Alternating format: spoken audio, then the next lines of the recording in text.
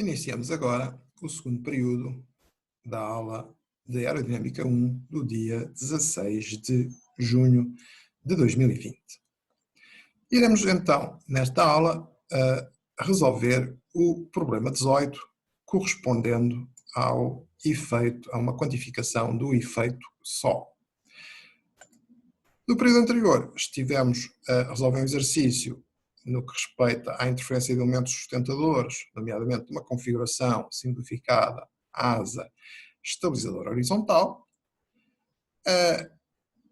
Em relação ao efeito Sol, bem como, por exemplo, outra situação relevante em termos de interferência entre elementos sustentadores, como o que respeita ao voo em formação, ou mesmo em relação ainda à análise da interferência entre elementos sustentadores numa configuração canar-asa principal, portanto, vocês têm uma análise, digamos, que foi realizada com base num modelo computacional, também de fluido perfeito, okay?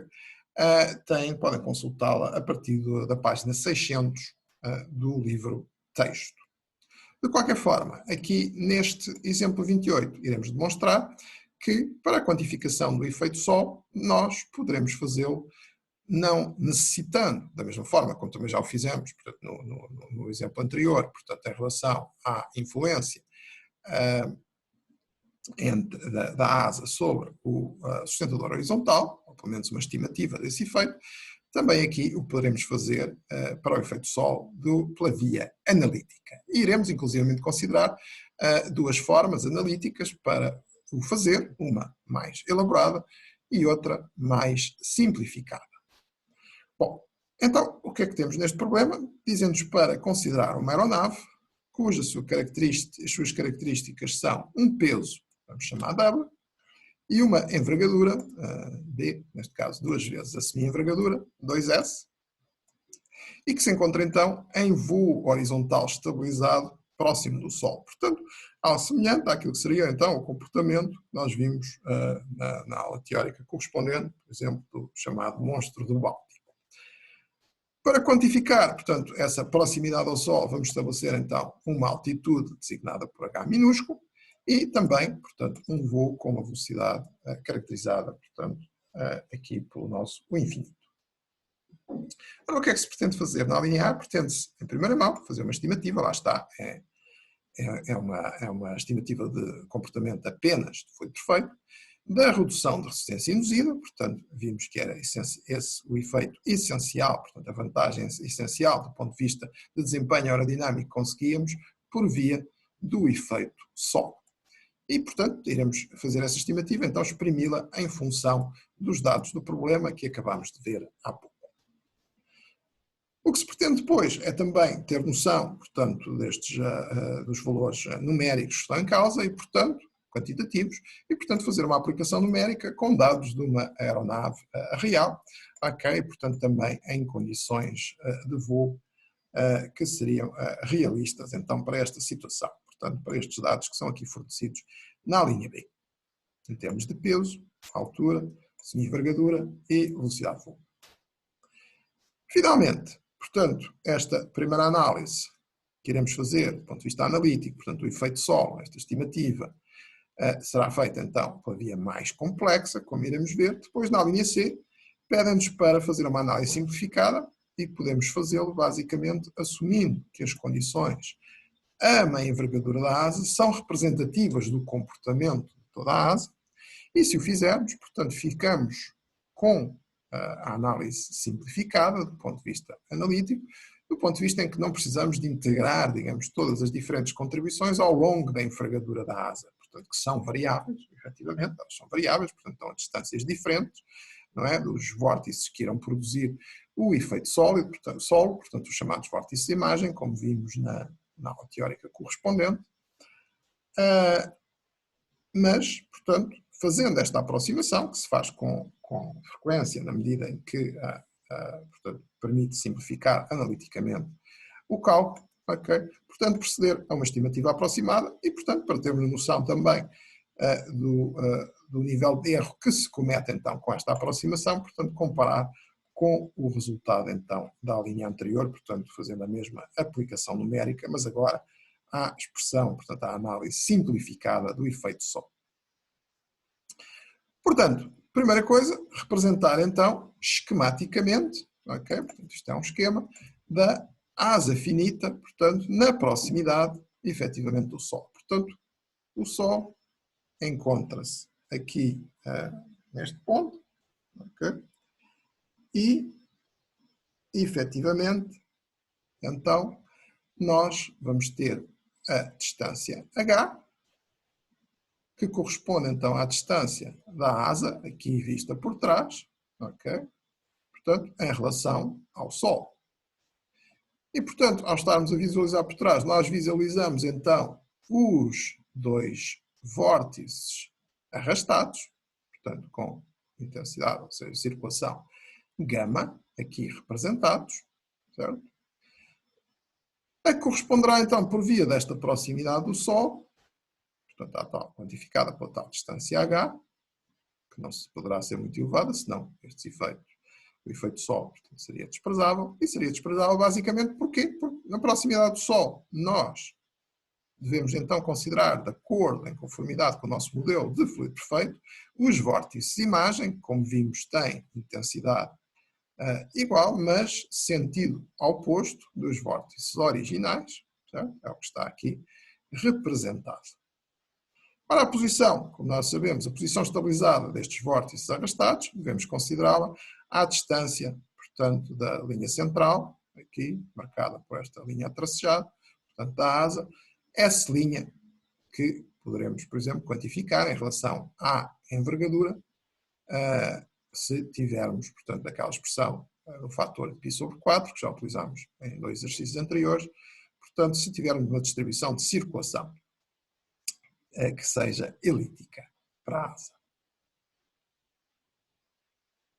Ora bom, portanto, o que vai acontecer é que estes vórtices de imagem irão então induzir uma velocidade induzida em cada ponto desta asa, certo? E que será, reparem, estamos no mesmo plano, portanto esta velocidade induzida aqui é introduzida no mesmo plano que temos aqui a representar, não num plano perpendicular, portanto reparem que neste caso nós não precisamos de utilizar a lei de Biot-Savart, ou se quiserem implicitamente estamos a usá-la, mas na realidade como estamos no mesmo plano, se formos medir os tais ângulos da lei de Biot-Savart, e é muito importante notar que este θ1 e θ2 que aqui estão não têm nada a ver com θ1 e θ2 que no exercício anterior foram indicados como aqueles ângulos para a aplicação da lei de Biot-Savart, porque esses ângulos, nesta situação, na medida em que os vórtices, as linhas de vórtice, o elemento de vórtice aqui, estes segmentos, são perpendiculares a este plano, teriam de ser também medidos, como veem, perpendicularmente, portanto, num plano perpendicular a este mesmo plano que está aqui a ser analisado. Okay? E, portanto, se o formos fazer, na realidade, nós vamos efetivamente verificar que, portanto, começando estas imagens no mesmo ponto onde temos, portanto, estes filamentos imagem no mesmo ponto onde temos os filamentos originais, portanto, este primeiro ângulo, θ1, que não corresponde, como eu digo, a este θ1 e θ2, portanto, que estão aqui representados, okay? Há apenas essa coincidência em termos de nomenclatura, mas o θ1, então em termos de Biot-Savart, seria a π sobre 2, porque estava imediatamente na vertical em relação a um ao outro. Portanto, no ponto de início, então, aqui, entre os nossos vórtices e o ponto onde iremos considerar o seu efeito.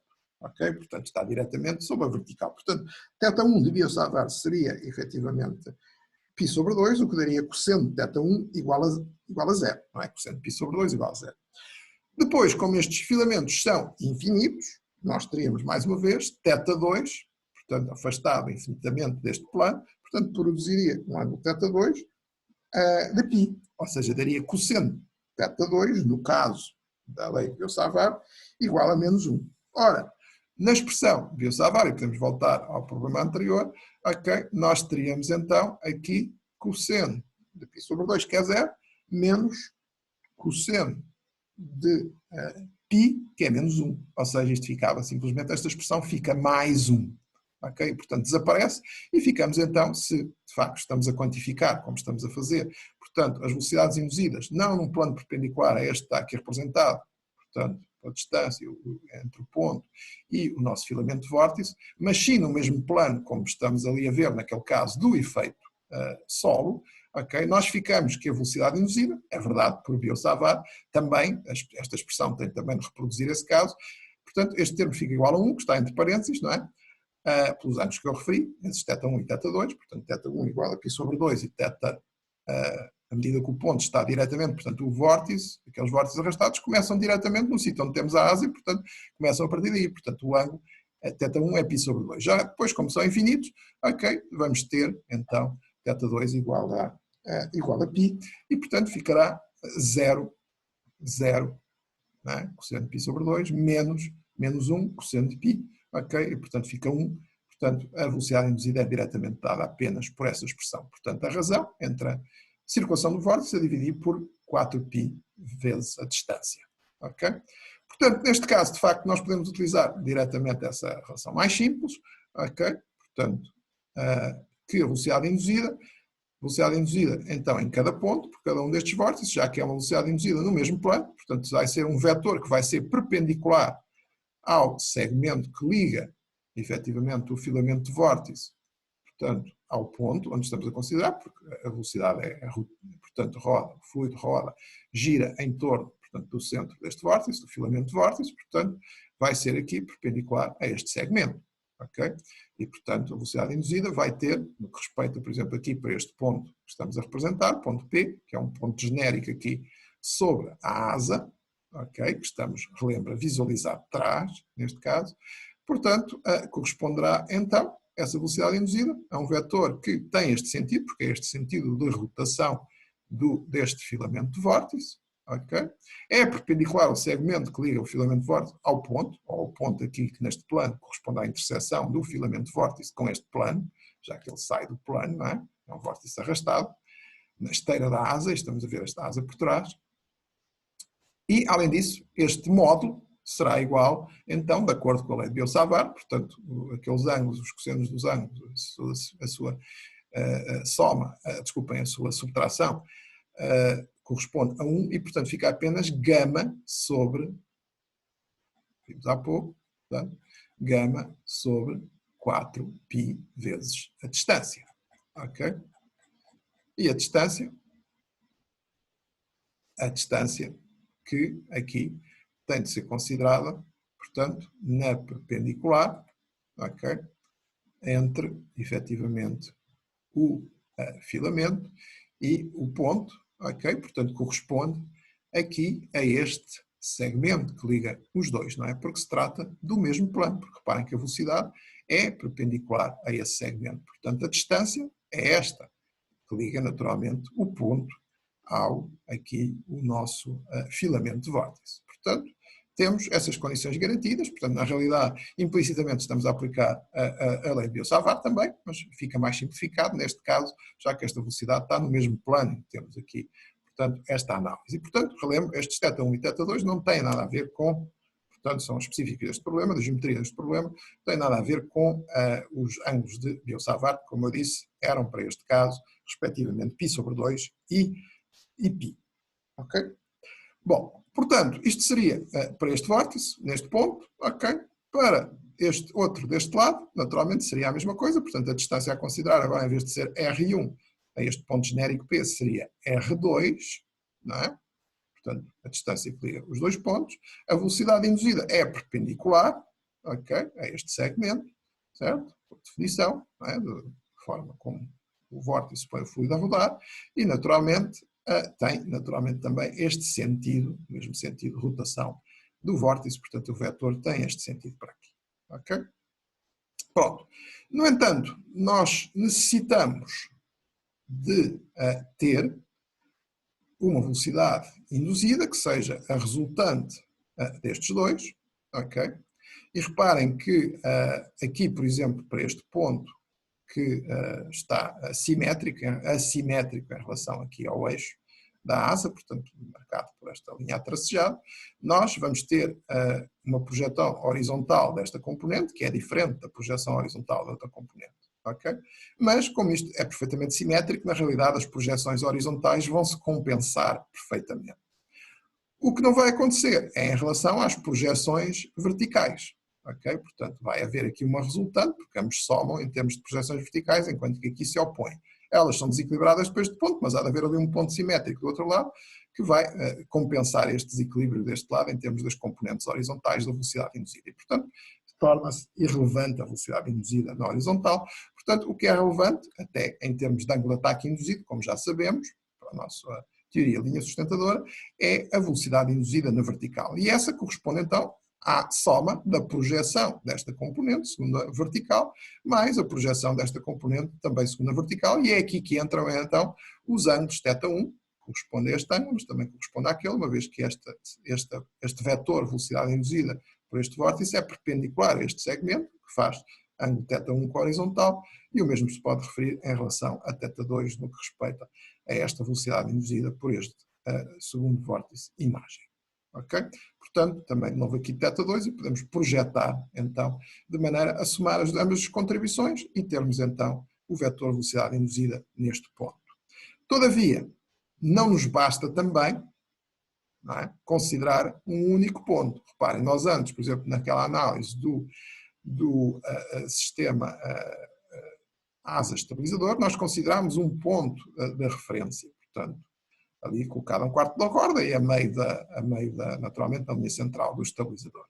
Mas uma análise mais completa, em que teremos de facto esta imagem aqui, na medida em que agora, inclusive, por exemplo, no caso do estabilizador, tínhamos o estabilizador mais longe, mais pequeno, okay, do que a asa, e portanto, digamos que essa aproximação seria mais razoável. Aqui podemos estar a cometer erros significativos se não formos analisar, portanto, todas as diferentes contribuições aqui que teremos para a velocidade induzida ao longo de toda a envergadura da asa, uma vez que elas vão ser diferentes à medida que atravessemos a envergadura da asa, na medida em que as distâncias aos vórtices vão ser diferentes, ok? Também os ângulos aqui, que depois são formados na velocidade induzida por cada um dos vórtices e, portanto, depois na correspondente projeção segunda vertical, que necessitamos para a velocidade induzida, ok? Também vão ser diferentes, certo? Portanto, nós teremos de, efetivamente, aqui exprimir tudo isto para um ponto representativo, mas depois teremos que, de uma forma mais precisa, integrar este efeito todo ao longo da envergadura para termos o resultado final, portanto, não apenas num ponto em particular, como é este aqui, mas que serve, digamos, neste momento, para ilustrar, okay, o efeito, mas em toda a asa finita, ok? De qualquer forma, já percebemos que a velocidade induzida será, portanto, por este sistema de vórtice de imagem, será sempre positiva e, portanto, será um efeito benéfico, não é? Portanto, velocidade positiva, velocidade induzida positiva significa um ângulo de ataque induzido positivo, portanto, que se vai somar ao ângulo de ataque geométrico e, portanto, permitindo que haja um reforço em termos de sustentação, que será pequeno, mas essencialmente, como já sabemos, no contexto de efeito Sol, portanto, um ganho, uma redução muito significativa em termos do que respeita, então, à resistência induzida. Bom, então, para este ponto genérico, nós podemos fazer, então, é a seguinte representação. Portanto, temos os dois vórtices, não é? Portanto, teremos de somar a contribuição de um mais a contribuição do outro, como vimos. Ora, o módulo de cada uma destas velocidades induzidas, por um vórtice e por outro, será, respectivamente, por este aqui do lado, chamemos-lhe 1, ok?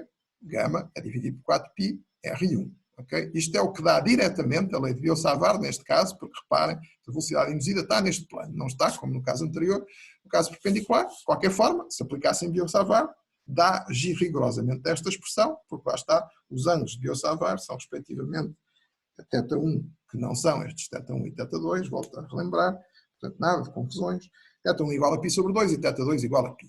Portanto, temos para cada um dos vórtices, efetivamente, um módulo destas velocidades induzidas, então, portanto, aqui, para um caso, gama sobre 4πr1, para outro caso, gama sobre 4πr2. Mas o que nos interessa é a velocidade induzida na vertical, portanto, esta que está aqui representada, e, portanto, nesse ponto, P, nós teremos então de projetar, segundo o ângulo que estes vetores, cada um destes dois vetores, faz com a vertical, que são respectivamente θ1 e θ2, como é fácil. Portanto, agora estes θ1 e θ2 desta figura, como é fácil de ver. E, portanto, é o que fazemos aqui. Okay?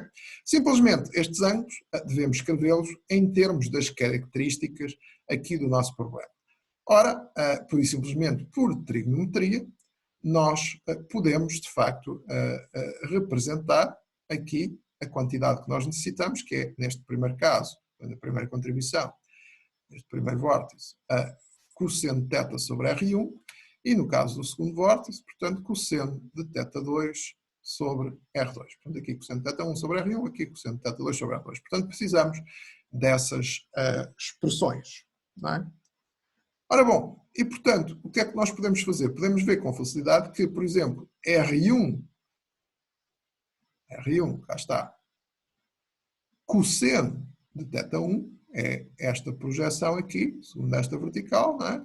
É este bocado até aqui, certo? Este comprimento na horizontal. Isto é R1 cosseno de θ1. E a que é que isto corresponde? Corresponde para este ponto genérico, corresponde a um S' mais uma coordenada Z que temos aqui do tal ponto, que é diferente de zero, seria zero se ela estivesse sobre o eixo. Está aqui o nosso eixo Z da envergadura, certo? Portanto, vamos ter que R1 cosseno de θ1, R1 vezes cosseno de θ1, vai ser igual a S' mais Z. Ora, se R1 sobre cosseno de θ1 é igual a S' mais Z, se nós dividimos por R1 ao quadrado, vai cortar o R1 e fica apenas o R1 deste lado, e deste lado ficamos a dividir por R1 ao quadrado. Ok? E, portanto, já temos uma expressão para cosseno de θ1 a dividir por R1 que vamos introduzir aqui. E podemos fazer o mesmo em relação a θ2, ou θ2 sobre R2. De novo, nós vamos agora calcular R2 vezes cosseno de θ2. Ora, R2, cosseno de θ2 vai ser este bocadinho aqui, na horizontal, portanto, segundo a vertical, aqui do ponto P. Que vai ser igual a quê? A S' menos a coordenada Z do ponto ao longo da envergadura, ou seja, S' menos a coordenada Z. Portanto, R2 cosseno de θ2 igual a S' menos Z. Ou seja, se dividirmos tudo por R2 ao quadrado, aqui um dos R2 vai cortar, o outro não corta, fica a dividir por R2 e aqui, naturalmente, como não tinha nenhum R2, ficamos sobre R2 ao quadrado. Okay? E, portanto, são essas expressões que nós substituímos aqui para exprimir estes ângulos que correspondem simplesmente à projeção destes vetores de velocidade induzida por cada um destes vórtices neste plano que estamos a analisar, segundo a vertical, porque nos interessa é a velocidade induzida na vertical, porque essa é que é relevante para calcularmos o valor do ângulo de ataque induzido. Ok? Pronto. Portanto, temos então, para já, esta expressão aqui para a velocidade induzida. E agora vamos, então, pretendemos calcular o valor da resistência induzida. Era isso que era pretendido.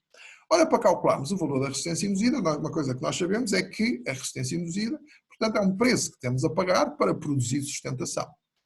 Por sua vez, o valor da sustentação, para uma asa finita, nós vamos obtê-lo através da integração, portanto, ao longo da envergadura, certo? Do nosso teorema de Kuta-Joukowski, portanto, que na realidade temos ρ infinito, serão em princípio constantes, e portanto estamos na realidade a integrar, é a circulação, para depois obter aqui o valor da sustentação. Portanto, isto é a forma infinitesimal, é para cada faixa infinitesimal da envergadura, de comprimento ΔZ, ela vai produzir portanto, uma contribuição para a sustentação, que é ΔL. Se integrarmos isto tudo em Z, portanto, ficamos com L, e naturalmente ficamos aqui com a tal área vezes, portanto, aqui debaixo da curva gama, que já antes utilizámos, certo?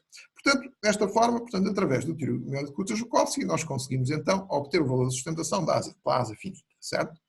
Portanto, mas isso vai implicar uma integração ao longo da envergadura. E por isso é que aqui também estabelecemos este ponto como genérico ao longo da envergadura, portanto, função de Z, como veem que está a aparecer nesta expressão, para depois podermos integrar este efeito ao longo da envergadura e obtermos, de facto, o efeito global para toda a asa.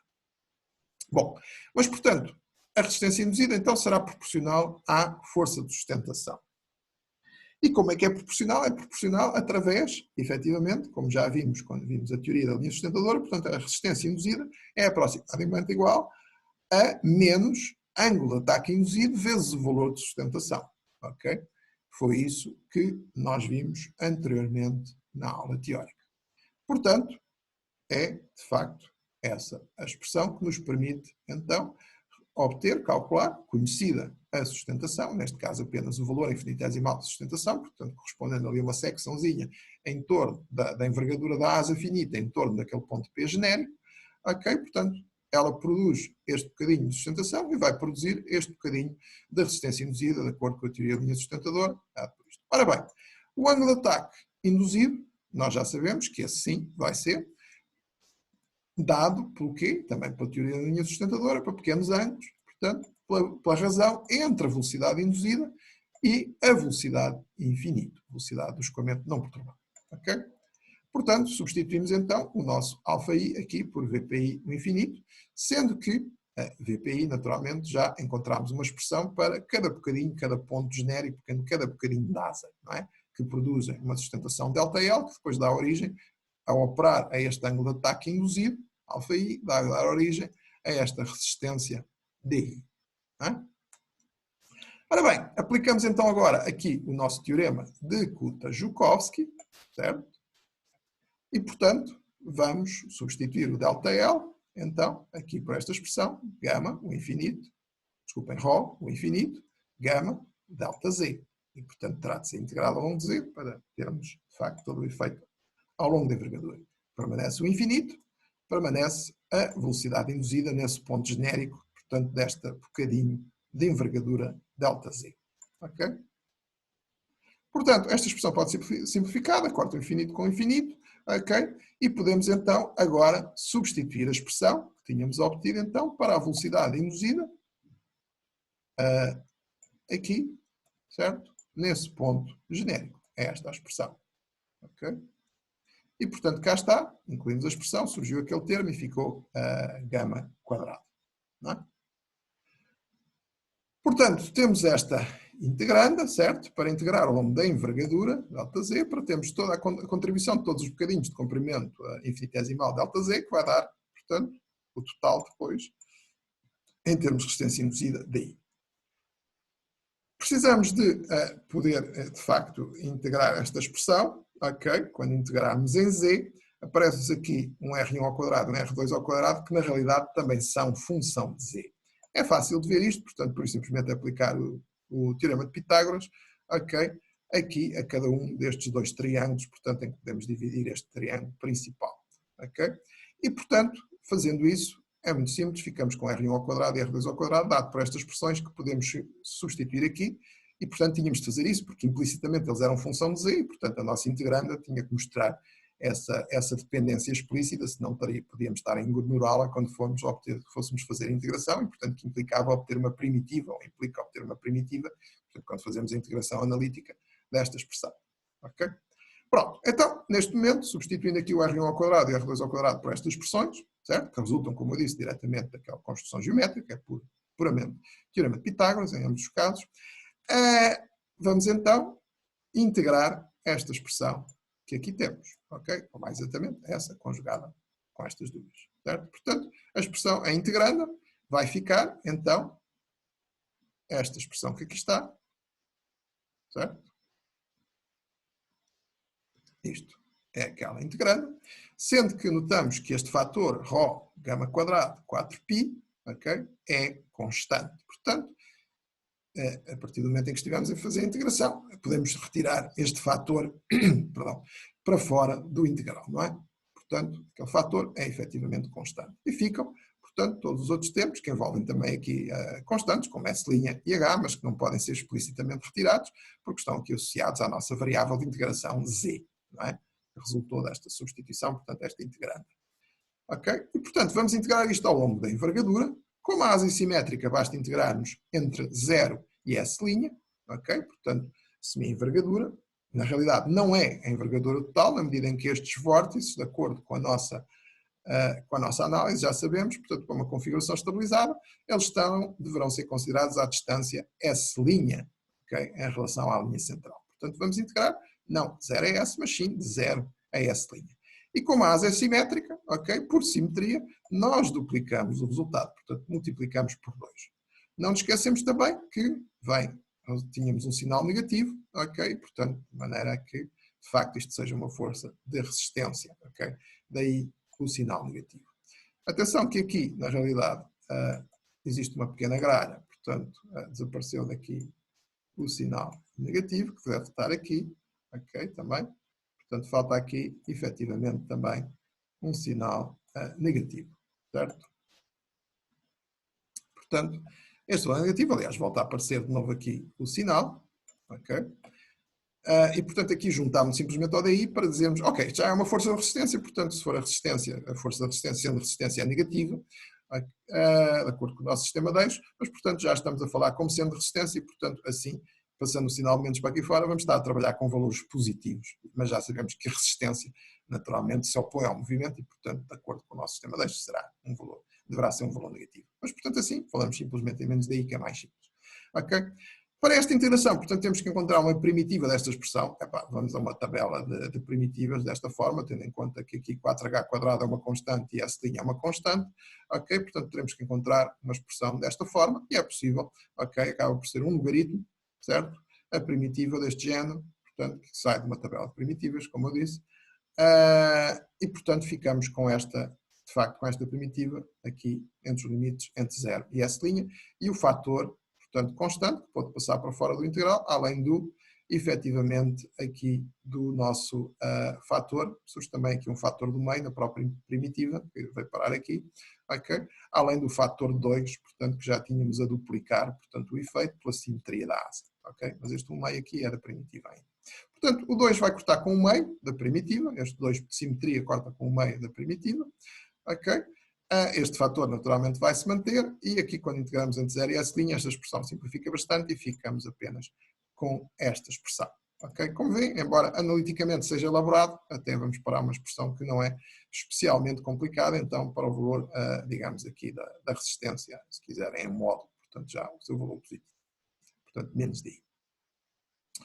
Ora bem, todavia, ainda não aplicámos totalmente esta expressão digamos, a este problema. Portanto, dizíamos que para considerar voo horizontal estabilizado e podemos, enfim, em geral, para uma asa que seja otimizada, portanto, por exemplo, uma asa trapezoidal, considerar aproximadamente uma distribuição elíptica de circulação. Okay? Normalmente não irá fugir muito desse caso, portanto, a distribuição elíptica de circulação, nós teremos então esta relação, que já usámos anteriormente, portanto, a relacionar o S', que surge nesta expressão, com a semi-envergadura da asa, e por outro lado, para voo horizontal estabilizado, nós temos que a sustentação tem que igualar o peso, sendo que a sustentação, neste caso, também já sabemos, portanto, corresponde então à integração, de acordo com o teorema de Kuta-Joukowski, portanto, já usámos então no problema anterior, certo? Portanto, nós iremos então aqui obter, na realidade, a sustentação dada por Rho infinito gama, aqui, sendo que este termo corresponde à área, aqui debaixo da curva da circulação, da distribuição de circulação, que sendo uma elipse, não é também este valor e, portanto, podemos substituir essa área, portanto, também no formulário para a área de uma semi-elipse, esta expressão. Portanto, voltamos a usar essa relação, então, para distribuição elíptica de circulação, mais uma vez, portanto, esse efeito também é, portanto, distribuição elíptica de circulação, esta expressão aqui está associada a aplicarmos o teorema de Kuta-Joukowski para obtermos a sustentação e também o facto de termos uma distribuição elíptica de circulação. Depois, em voo horizontal estabilizado, teremos que o W vai ser igual ao L e, portanto, vai coincidir com esta expressão. Ok? Portanto, assim sendo, é exemplo do caso anterior, em que obtivemos uma expressão por aqui, portanto, para o valor da circulação em função de L, agora podemos ter, uma vez que os dados do problema não são a sustentação, mas sim o peso, mas ambos são iguais em voo horizontal estabilizado, certo? E, portanto, assim sendo, nós ficamos, então, com esta expressão expressa aqui pelo peso, ok? Então, em função do peso, e, portanto, substituindo na expressão de cima, então, este valor da circulação, gama, ok? Por esta expressão, sendo que o peso é dado por isto, ok? E sendo que S' pode também ser substituído por esta expressão em função da nossa semi-envergadura, nós, substituindo e simplificando, ficamos finalmente com esta expressão final, então, para a força de resistência ao próximo simétrico, portanto já considerado como positivo. Certo? Portanto, esta é a análise mais precisa que nós podemos fazer, mas como veem, analiticamente complexa, embora a expressão final não seja muito complicada, enfim, tem aqui um logaritmo, mas não é especialmente elaborada, mas para a derivarmos, na realidade, tivemos todo um conjunto de passos analíticos que envolvem uma integração e, portanto, para além das construções geométricas, portanto, envolve essa integração e, portanto, é algo trabalhoso, certo? Mas é a expressão exata, portanto, do ponto de vista puramente teórico, portanto, com efeitos apenas de acordo com o nosso modelo fluido perfeito, esta é uma expressão analiticamente exata para este problema. Portanto, isto conclui efetivamente a nossa linha A em relação ao que era pedido, portanto, o valor da resistência induzida, então, associado aqui, portanto, ao facto de termos uma aeronave com estas características, ok, a voar àquela altura, e, portanto, esta será, digamos, o ganho que vamos ter, digamos, na redução de resistência induzida, lá está, devido ao ângulo de ataque induzido, introduzido pela tal velocidade induzida, que resulta da presença dos nossos vórtices de imagem por efeito de Sol. Ok? Portanto, este seria o ganho, efetivamente, reparem, não estamos aqui a calcular a resistência induzida da aeronave, estamos aqui a calcular o ganho em termos de resistência induzida devido ao efeito, portanto, induzido pelos vórtices de imagem, certo? Nada de confusões. E, portanto, mais uma vez, também por aí, tratando-se de um ganho, ok, podia justificar, portanto, aqui considerarmos o simétrico da expressão, de maneira que isto fosse um valor positivo, ok?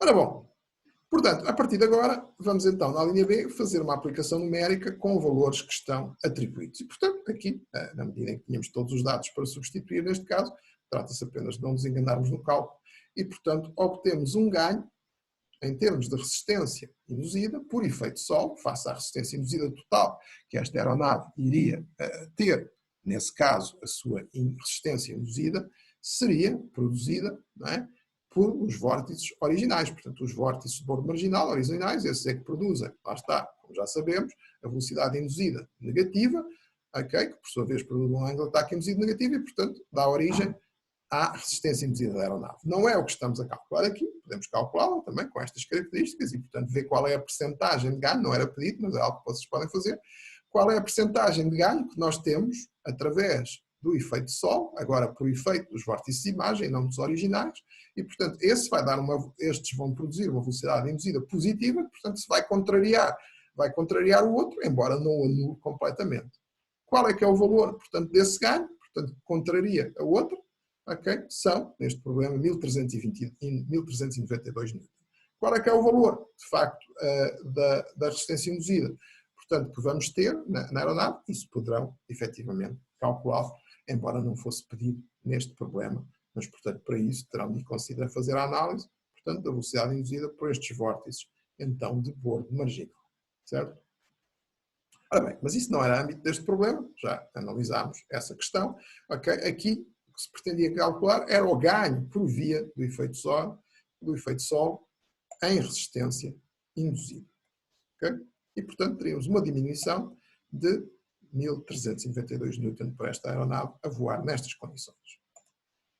Finalmente, aquilo que se pedia na linha C era agora, muito bem, esta análise de facto é analiticamente elaborada e, portanto, muitas vezes o que se faz é, em vez de considerar aqui um ponto genérico, e, portanto, considerar as contribuições de cada bocadinho de envergadura para esse ponto genérico, à medida que depois integramos ao longo de toda a envergadura, ou mais exatamente aqui a distância 2S', uma vez que é essa a distância estabilizada destes vórtices de bordo marginal, na esteira da asa, certo? Portanto, assumirmos a simplificação de considerar esta velocidade induzida por cada um dos vórtices, portanto, num único ponto, a meio, portanto, na linha central da asa e, portanto, teremos contribuições simétricas em ambos os casos, portanto, R1 e θ1 serão respectivamente iguais a R2 e θ2, uma vez que estamos a considerar este ponto representativo, então, de toda a asa, como representativo de toda a asa finita, portanto, exatamente na linha central, portanto, o nosso ponto P. Ora, obviamente, nesse caso, a análise é simplificada, embora ainda tenhamos de fazer alguns cálculos geométricos. Temos de determinar aqui então o nosso ângulo θ, que vai ser θ1 e θ2, mas que são iguais. Vamos simplesmente chamar-lhe θ, portanto, θ1 igual a θ2, designamos por θ, ok? Que pode ser, portanto, com alguma trigonometria, portanto, determinamos então aqui, de facto, esse ângulo, ok? Reparem que, efetivamente, nós também, R1 e R2, passam a ser iguais, como já foi referido, e, portanto, iguais a R, e aqui é simplesmente utilizar o teorema de Pitágoras também para determinar, para escrever R1 ou R2, portanto, designamos genericamente por R, já que são iguais, portanto, à custa das quantidades S' e H. S' pode ser relacionado com S, portanto, através da nossa hipótese de distribuição elíptica de circulação, ok? E, portanto, podemos substituir, não temos S' por π sobre 4S, e, portanto, passamos desta expressão de θ para esta outra, da mesma forma que aqui também poderíamos substituir para R. Não é? Ora bom, portanto, para além destes parâmetros geométricos, que iremos necessitar, naturalmente, quando formos quantificar a velocidade induzida, então, a meia envergadura, admitindo que este é o ponto representativo de toda a asa, certo? Portanto, vai ser o quê? Vai ser γ, portanto, de acordo com a nossa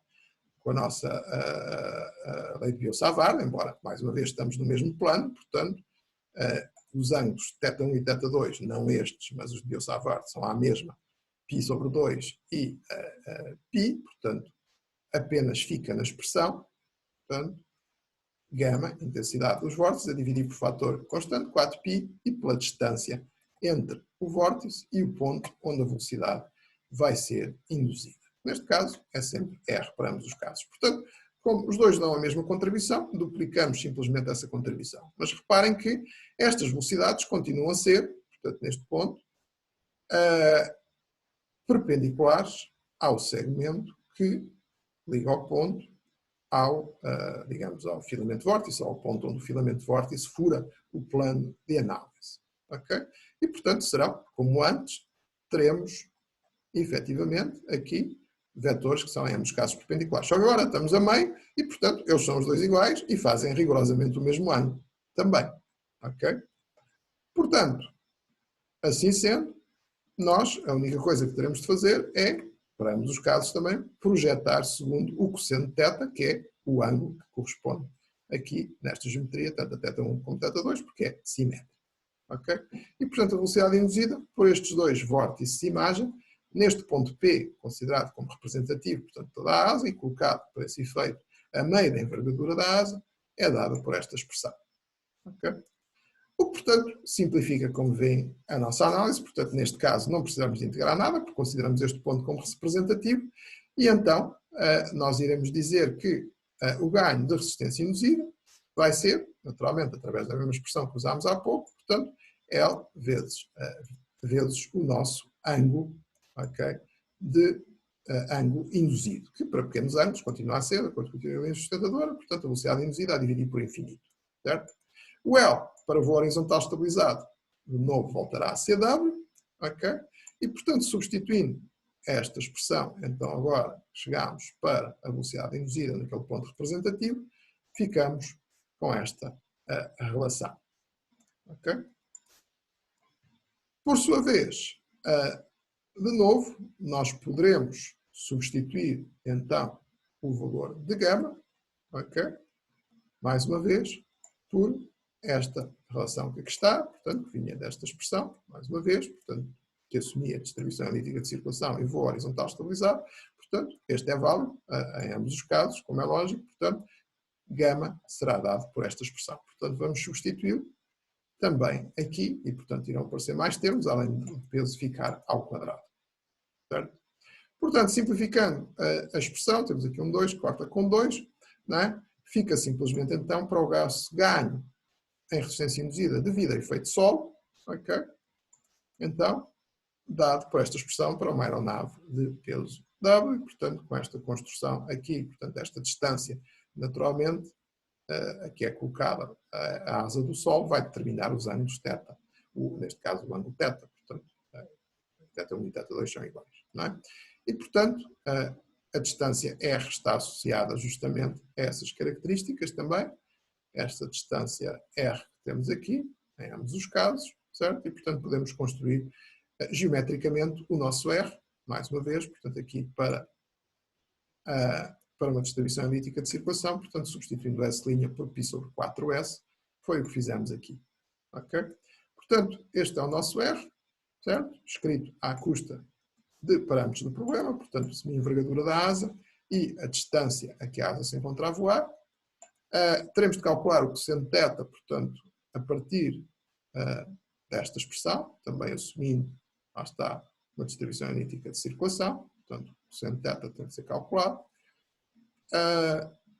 Substituímos nesta expressão, o W era o peso da aeronave que era dado, o ρ, o infinito, neste caso o infinito ao quadrado, também eram dados, certo? E, portanto, através de substituição simples dos dados, quando chegamos a esta fase, e, portanto, como veem, a expressão, embora esteja aqui partida, portanto, com o cálculo do θ e do R, portanto, em mais expressões, o R dado por esta e o θ dado por esta, portanto, como veem, tem algumas diferenças em relação à expressão anterior, embora, por exemplo, dependa a mesma de W ao quadrado, ou seja, tem uma dependência quadrada do valor da sustentação, que neste caso, para voo horizontal estabilizado, coincide com o peso. Okay? Mas, portanto, fisicamente, os efeitos físicos, naturalmente, estão presentes, são os mesmos, certo? Mas, digamos, a expressão, embora se dividisse por mais de uma expressão, digamos, a expressão final não é propriamente, não dá um cálculo mais simples, não é? Um cálculo numérico mais simples, uma vez que temos que usar estas três relações, em vez de apenas uma, mas, digamos, como veem aqui, analiticamente, não precisamos fazer integrações, portanto, foi mais fácil de obter esta relação, certo? E, portanto, como eu referi, basta apenas agora substituir os valores numéricos e o valor que esta expressão, portanto, que esta análise, se preferirem simplificada, do efeito Sol para esta aeronave a voar nestas condições, produz, é de um ganho em resistência induzida de 1524 Newton, face ao valor que tinha sido calculado na linha B, portanto, com a expressão rigorosa, portanto, uma análise rigorosamente exata, do ponto de vista analítico, do nosso modelo de fluido perfeito, de 1392 Newton. Portanto, como veem, cometemos um erro em relação à análise analítica rigorosa, mas é uma diferença que corresponde apenas a 9% em excesso. É de esperar que seja em excesso, porque na realidade, considerando um ponto a meio da envergadura, digamos que estamos de alguma forma a exagerar as contribuições de cada um deles, porque não temos, digamos, por exemplo, quando mais para a extremidade vai haver um deles, embora um esteja mais perto, mas vai haver um deles que fica mais longe e, portanto, isso acaba por reduzir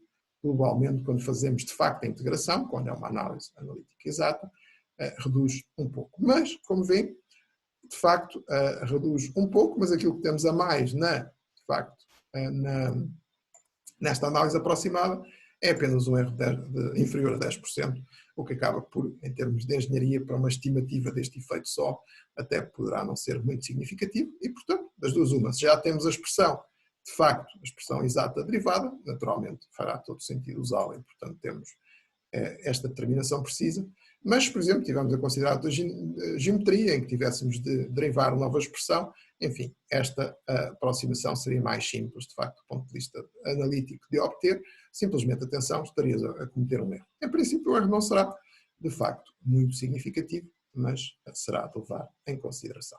E, portanto, eu relembro que este valor é o ganho em resistência induzida que se tem face à resistência induzida que a asa iria produzir, pelo facto de ser uma asa finita, e, portanto, obtemos, neste caso, estes ganhos, que estão aqui quantificados, são os ganhos em resistência induzida, portanto, uma redução em modo, digamos, da resistência induzida, por via do efeito Sol. E pronto, terminamos então aqui os exercícios que tínhamos para resolver da sedenta de exercícios resolvidos, e também terminamos aqui, então, a lecionação da matéria, sendo que a próxima aula, então, será dedicada a revisões para o teste de avaliação.